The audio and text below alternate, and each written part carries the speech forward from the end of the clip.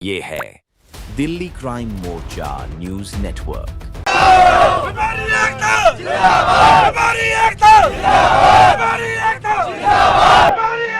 राजधानी दिल्ली में लगातार सुप्रीम कोर्ट के आदेश के बाद जगह जगह पर सीलिंग की जा रही है। ठीक उसी प्रकार का मामला यहाँ से भी सामने आ रहा है। आज बीजेपी सरकार आई, सरकार ने आते पहले एक्शन ये लिया कि व्यापारियों की गर्दन में पैर रखने का काम किया, जबकि ये जो वारंट पहले आए थे, सम्मन जो आए थे, ये पहले केजरीवाल की सरकार में आए थे। आएंगे तो ये देख रहे हैं आप किस प्रकार जो दीवारें हैं, जो दुकानें हैं, उनको शटर उठाकर उन पे चिनाई कर दी गई है, पक्की दीवारें खड़ी कर दी गई हैं। इसका मेन मकसद ये है, इनके घरों के, इनके दुकानों के ऊपर नोटिस लगा दिए गए हैं कि अगर आप अपनी दुकानें खोलते हैं तो आपके दुकानों के साथ साथ जिसके अंदर ये दुकान खुली हुई है उस घर या उस इंडस्ट्री को ही सील कर दिया जाएगा।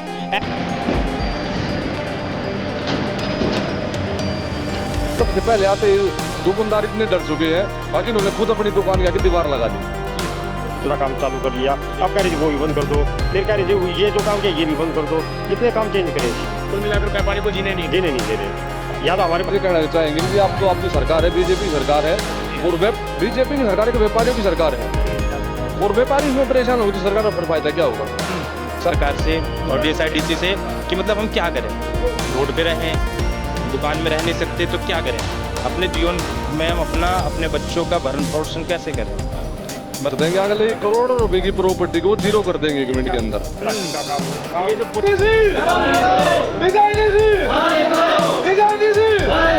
कि ये दीवार देख रहे हैं आप कैसी, ये पूरी दुकानें खुली हुई थी, लोगों ने शटर ऊपर करके खुद ही जो है यहाँ पर दीवार कर दी है। इस तरीके से पूरा इन्होंने कर दिया है, जिसके माध्यम से साफ तौर से अशोक नगर की जैसी तस्वीर यहाँ पर भी सामने आ रही है। नमस्कार, जय हिंद। आप देख रहे हैं दिल्ली क्राइम मोर्चा। मेरी मौजूदगी इस वक्त राजधानी दिल्ली के बवाना इलाके में है।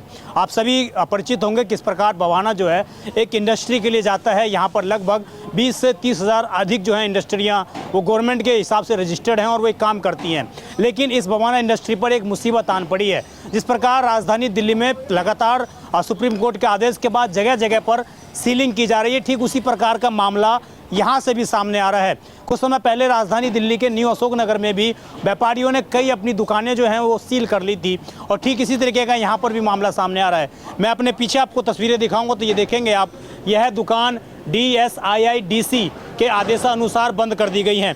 DSIDC एक ऐसी इकाई है जिसके माध्यम से तमाम इंडस्ट्रीज़ डेवलप कैसे की जाती हैं, उसके लिए ये इसका गठन किया गया था 1970 के आसपास में, और उसके बाद लगातार ये इंडस्ट्री के डेवलपमेंट के लिए राजधानी दिल्ली में काम कर रही हैं। लेकिन आज इन्हीं DSIDC के माध्यम से जो है इनके घरों के, इनके दुकानों के ऊपर नोटिस लगा दिए गए हैं कि अगर आप अपनी दुकानें खोलते हैं तो आपके दुकानों के साथ साथ जिसके अंदर ये दुकान खुली हुई है उस घर या उस इंडस्ट्री को ही सील कर दिया जाएगा। ऐसी लगभग 3000 दुकानें हैं, और जिसके कारण यहाँ पर बड़े स्तर पर जो व्यापारी हैं, जो लेबर्स हैं, वो अफेक्टेड होने वाली हैं, और लोगों ने अब सड़कों पर जो है आंदोलन भी शुरू कर दिया है। मैं आपको ये दुकान दिखा दी तो शटर सहित बंद कर रखा है, लोगों ने खुद सील कर दी है। लगभग 15 दिन से दुकानें बंद पड़ी हैं। इधर मैं आपको दिखाऊं, यही वो तस्वीर जो अशोक नगर में जिस तरीके की तस्वीर आई, इसी तरह की ये दीवार देख रहे हैं आप कैसी, ये पूरी दुकानें खुली हुई थी, लोगों ने शटर ऊपर करके खुद ही जो है यहाँ पर दीवार कर दी है। इस तरीके से पूरा इन्होंने कर दिया है, जिसके माध्यम से साफ तौर से अशोक नगर की जैसी तस्वीर यहाँ पर भी सामने आ रही है। यहाँ पर मैं दिखाऊं तो इस दुकान पर भी आप देखिए, नीचे इंडस्ट्री चल रही है, ऊपर दुकानें हैं, और लोगों ने जो है अक्सर जो कुछ लोग होते हैं जो यहाँ पर रहते हैं, उनका किसी तरीके से गुजर बसर होता है कि इंडस्ट्री में लोग जो काम कर रहे हैं उनको खाने पीने का इंतज़ाम, उनके पानी की व्यवस्था, सारी चीज़ की व्यवस्था इन दुकानों से उनको आसानी से उपलब्ध हो जाती थी। लेकिन अब इस आदेश के बाद कहीं ना कहीं ये सारी दुकानें इस प्रकार जो है सील कर दी गई हैं, और इस सील के माध्यम से कहीं ना कहीं उधर तस्वीर दिखाएंगे तो ये देख रहे हैं आप किस प्रकार जो दीवारें हैं, जो दुकानें हैं, उनको शटर उठाकर उन पर चिनाई कर दी गई है, पक्की दीवारें खड़ी कर दी गई हैं। इसका मेन मकसद ये है कि लोग सीलिंग से बचना चाहते हैं, लोग ये नहीं चाहते कि उनका काम परमानेंट बंद हो, इसलिए लोगों ने इस तरीके की जो है ये सारी चीज़ें की हैं। अब बड़ा गंभीर सवाल ये कि आखिरकार यहाँ से रवि इंदिराज जी जो दिल्ली सरकार में सामाजिक कल्याण मंत्री हैं, अगर उनके विधानसभा में ही इस तरह की चीज़ें लोगों को भुगतनी पड़े तो आखिरकार आम नागरिक दिल्ली का कहाँ जाए। ये तस्वीरें आज मजिंदर सिंह सिरसा दिल्ली सरकार में उद्योग मंत्री, उनको भी देखनी चाहिए कि आखिरकार इंडस्ट्री में जो लोग काम करते हैं उनके खाने की कोई व्यवस्था नहीं, उनके पानी की कोई व्यवस्था नहीं। उसको लेकर अगर कुछ लोग दुकान खोल भी लेते हैं, उसमें कोई छोटा मोटा सामान बेचते भी हैं, तो किस आदेश के तहत इनको इन दुकानों को इस तरीके से बंद किया जा रहा है। ये कोई औद्योगिक चीज़ें तो की नहीं जा रही हैं।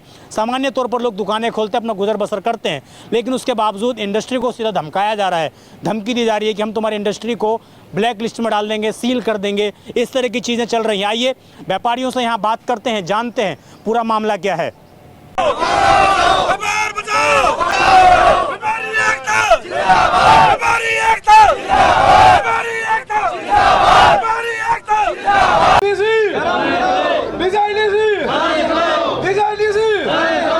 देखिए जिस प्रकार यहाँ पर दुकानें सील की गई हैं, तो इस पूरा व्यापारी वर्ग जो है इससे कहीं ना कहीं आहत है, परेशान है। मैं इनसे ज़रा बात करता हूँ। मेरे साथ तमाम लोग आप देख रहे होंगे आसपास मौजूद हैं, बड़ी संख्या में लेबर यहाँ पर मौजूद है, क्योंकि जिनके रोजगार इस दुकानों से जुड़े हुए हैं। सर क्या नाम है आपका और कब से ये दुकानें जो है सील कर रखी है आप लोग? भाई मेरा नाम प्रदीप है। आगे आ जाओ। हाँ और मैं यहीं का रहने वाला हूँ जी।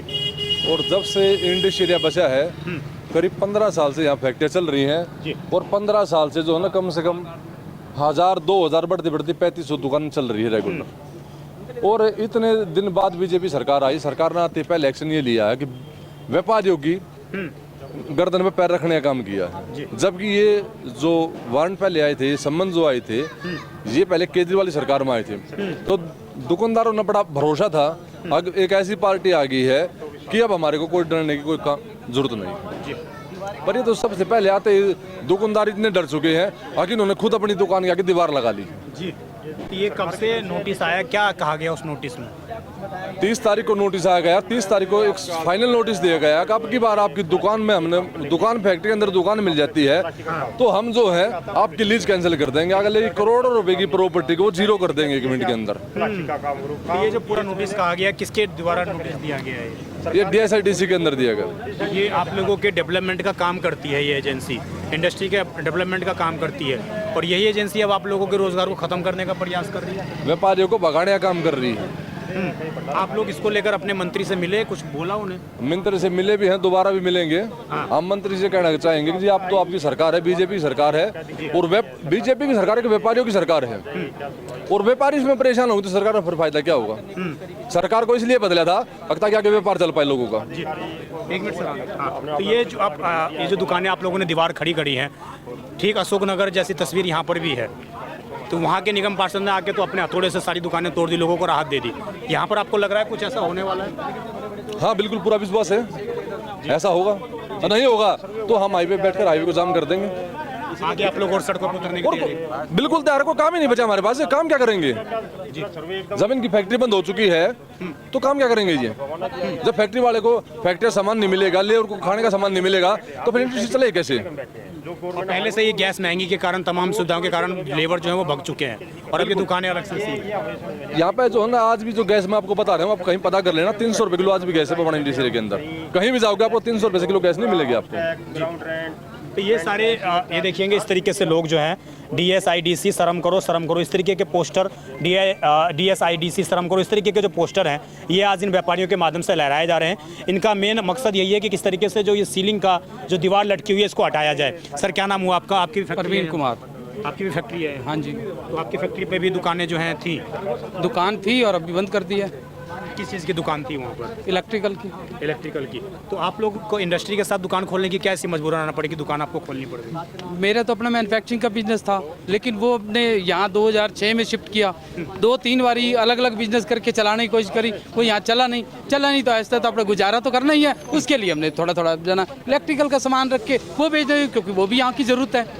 तो हमने इस तरह करके अपना वो काम कर लिया, अपनी फैक्ट्री अपनी जगह के अंदर बैठे हैं, फिर भी हमें ये नोटिस आ रहे हैं। तो ये सारी प्रॉपर्टी आपकी थी, आप लोग उसका टैक्स प्रॉपर सब चीज़ प्रॉपर सब कुछ, लेकिन उसके बावजूद मतलब ये लोग नहीं सुन रहे हैं? नहीं हमारी कोई सुनवाई नहीं हो रही। किस दिन से नोटिस दिया है आपको? किस दिन से आप लोगों ने दुकानें सील करनी शुरू कर दी है? ये नोटिस आया है कोई 24 अप्रैल के आसपास आया है। और हमें 9 तारीख का टाइम दिया कि 9 तारीख को जाना, उसके बाद हम कभी भी आपकी लीज कैंसिल कर सकते हैं। मतलब पूरी प्रॉपर्टी आपकी जीरो कर देंगे? जीरो कर देंगे जी। तो ये जो ली गई थी उस टाइम पे ये चीज़ उल्लेखित नहीं था कि आप लोग दुकानें नहीं खोल सकते, ऐसा कुछ था उसमें नियम के अंदर? नियम के अंदर तो है कि आप जो इंडस्ट्रियल काम करते हो, लेकिन अगर हमारा इंडस्ट्री ये भी साहब हम प्लास्टिक का काम करें, प्लास्टिक का बंद कर दिया पॉलिथीन, फिर उसके बाद उसका ऑप्शन क्या है? प्लास्टिक का हमारा बंद कर दिया पॉल्यूशन की वजह से, पॉल्यूशन के हटा के हमने दूसरा काम चालू कर लिया। अब कह रहे जी वो भी बंद कर दो, फिर कह रहे जी ये जो काम किया ये भी बंद कर दो। कितने काम चेंज करें जी? कुल मिलाकर व्यापारी को जीने नहीं दे रहे। या तो हमारे फैक्ट्री ये बता दे आप ये काम कर सकते हो, लिख के दे दो, हम वही काम कर लेंगे। प्लास्टिक बंद कर दिया, पॉलिथीन बैग बंद कर दिया, पाइप बनाना बंद कर दिया, प्लास्टिक का टोटल आइटम बंद कर दी। कोई कर्मचारी आता है पॉल्यूशन है जो आपके प्लास्टिक में, हमने बंद कर दिया। आपने ट्रेडिंग शुरू कर दी, ट्रेडिंग नहीं कर सकते जब अपनी फैक्ट्री में, तो क्या करें उस फैक्ट्री? ये बता दो बस। दिल्ली सरकार से हम ये पूछना चाहते हैं कि क्या काम करें उस फैक्ट्री के अंदर। तो आप लोग कुल मिलाकर ये कह रहे हैं कि सरकारें जो हैं आपस में समन्वय नहीं बिठा पा रही है। DSIDC भी दिल्ली सरकार के अंदर काम करने वाली है, लेकिन उसने कभी डिस्कस नहीं किया सरकार से। बस यही दिक्कत है सब। जैसे हम छोटे दुकानदार हैं, हमने 2024 से दुकानें कैंटीनें जो DSIDC ने कैंटीनें अलाउड करी हैं, लोड एंड बिडिंग करी दुकानदारों ने और दुकानें ली। लेकिन बिडिंग के बाद आज 2 साल से ऊपर का समय हो गया, अभी तक जो DSIDC ने दुकानें जिन लोगों ने बिडिंग करी है उसके ऊपर आगे के पेमेंट के प्रोसेस और उनको अलॉट तक नहीं करी हैं दुकानें 2 साल के अंदर। तो मतलब अपने नियम में ही कंफ्यूज हैं। हाँ, एक तरफ वो ना दुकानें हमें दे रही है, प्लस में हम जहाँ बैठे हुए अपना काम कर रहे हैं, रोजगार चला रहे हैं, उधर से भी हमारे अलग कर दिया जा रहा है। तो हम जाएँ तो जाए कहाँ? आपके पास ना दुकानें हमें देने के लिए, और जो उन्होंने अप्लाई कर रखा है उनका भी आपने 2 साल से रोक रखा है, और दूसरी तरफ जहाँ हम बैठे हैं वहाँ से भी हमें हटाया जा रहा है। तो यही अपील है सरकार से और DSIDC से कि मतलब हम क्या करें? रोड पे रहें, दुकान में रह नहीं सकते तो क्या करें? अपने जीवन में हम अपने बच्चों का भरण पोषण कैसे करें? बस इतना है। ये कहना चाह रहे हैं कि सरकार का दोहरा रवैया यहाँ पर काम आ रहा है। नहीं, हम तो क्या नहीं कर रहे, हम तो हमारी तो उम्मीद है पूरी कि सरकार हमारी मांगे पूरी करेगी।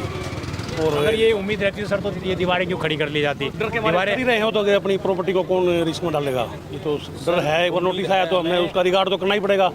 गवर्नमेंट का कोई आया है, जो सामान थे वो भी सारे अंदर ही बंद हैं आप लोगों हाँ, अंदर ही बंद है, दीवार सहित आप लोगों ने अंदर बंद। हाँ जी, हाँ जी। ऐसी स्थिति तो मैं समझता हूँ कभी राजधानी दिल्ली में आई नहीं, पहली बार इस तरह की स्थिति है। हमारे सामने तो बिल्कुल फर्स्ट टाइम ही आई है ये, बिल्कुल। कि व्यापारी को अपनी दुकान अपने आप बंद करनी पड़ रही है। बिल्कुल जी, बिल्कुल। क्या कहना चाहोगे आप सरकार से, प्रशासन से? हम तो पूरी गुजारिश कर रहे हैं कि व्यापारियों को राहत दी जाए और ये नोटिस कैंसिल करके, गवर्नमेंट को भी टैक्स वहीं से मिलता है, व्यापारी को व्यापार नहीं करें तो टैक्स कहाँ से लोगे? सरकार अधिकारी को भी सैलरी यहीं से मिलती है, कहाँ से सड़कें बनाओगे, कहाँ से मेट्रो चलवाओगे, कहाँ से कैसे काम होगा? टैक्स तो ले लिया जाएगा लेकिन सुविधाएं नहीं। टैक्स कहाँ से मिलेगा? टैक्स कहाँ से मिलेगा जब काम ही बंद हो जाए? फैक्ट्रियाँ नहीं चलेंगी तो कहाँ से टैक्स मिलेगा? जी।